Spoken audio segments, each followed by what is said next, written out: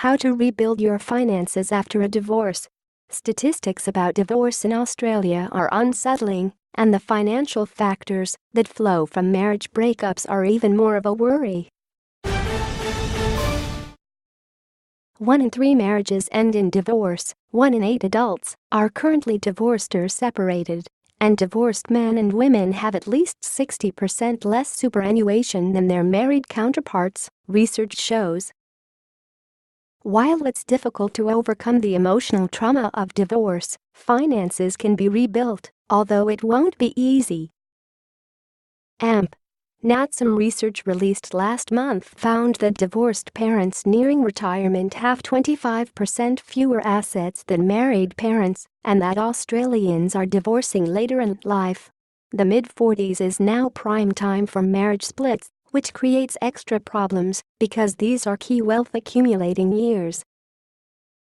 Financial planner Darren James said letting divorce proceedings drag on was a bad idea because both partners were not usually focusing on finances at this time. During that period, I quite often hear people say I've stopped putting money into super until we get this all resolved, he said.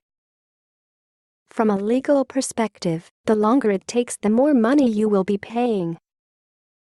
Mr. James said rebuilding finances after a breakup started with budgeting your spending as a single person rather than a dual-income couple, restructuring loans where possible, and updating wills and beneficiaries in your super fund.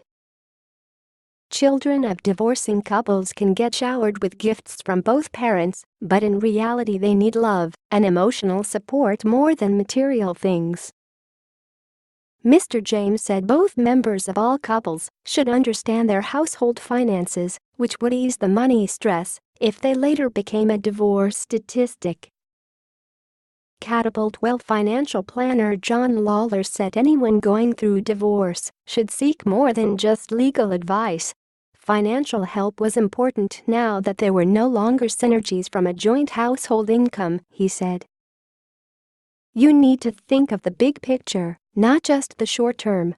Chances are you'd have been living a lifestyle with 2 incomes, and if you split it's going to be significantly less, Mr. Lawler said. If you are going to catch up, you just have to make some sacrifices, otherwise the numbers aren't going to add up.